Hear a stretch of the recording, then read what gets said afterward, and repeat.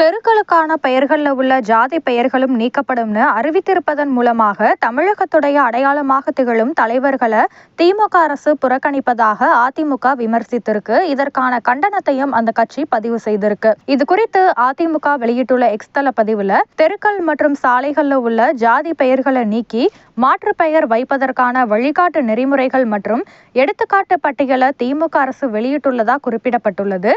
பசும்பொன்னார், தீரன் சின்னமலை, இரட்டைமலை ஸ்ரீனிவாசன், வ.உ. சிதம்பரனார், வீரபாண்டிய கட்டபொம்மன், ம.பொ. சிவஞானம் ஆகியோர் சுதந்திர போராட்டத்துல பங்காற்றியவர்கள் கிடையாதா அப்படின்னும், சாலைகளுக்கு அத்தகைய தலைவர்கள் பேரை வைக்காம தமிழ்நாட்டை பாழ்படுத்திய கருணாநிதியுடைய அடைமொழியை தான் சாலைகளுக்கு சூட்டணுமான அதிமுக கேள்வி எழுப்பியிருக்கு. 26 ஆண்டுகள் நம்ம தமிழகத்துல ஆட்சி புரிந்து பொற்கால ஆட்சி வழங்கி மக்கள் மனதில் இன்றும் என்றும் வாழும் எம்ஜிஆர், ஜெயலலிதா ஆகியோர் தமிழ்நாட்டு வளர்ச்சிக்கு ஆற்றிய பங்கை விட கருணாநிதி என்ன செய்தாருன்னு அதிமுக கேள்வி எழுப்பியிருக்கு.